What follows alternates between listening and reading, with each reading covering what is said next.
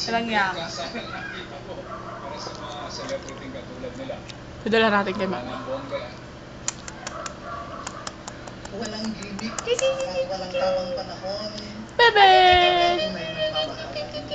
Limang taon din ang hinintay ni Mara Tolina bago sila nagpasya sa una-una. Sa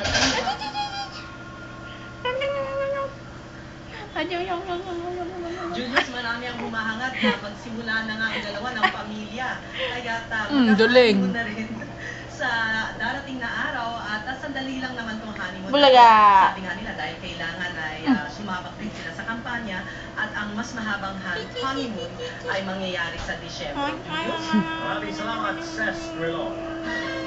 Usapang politika naman, itinanggi ni Senator Loren Legarda na nakikipag-ligawan siya sa ibang presidential aspirants para makatambal sa halalan.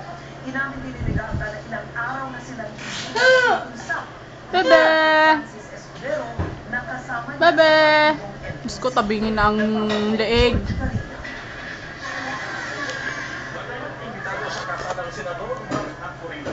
Sa pagdinig ng Senate Committee on Climate Change dito sa Marikina, nagbuhos ng oras kanina si Senador Loren Legarda na hindi na raw niya mailipat pa ang schedule ng pagdinig. Tama na yan? Pero ang Wow!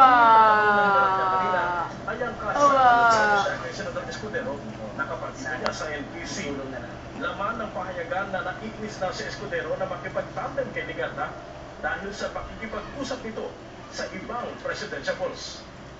Wala akong kinakausap na ibang kandidato sa pagka-presidente.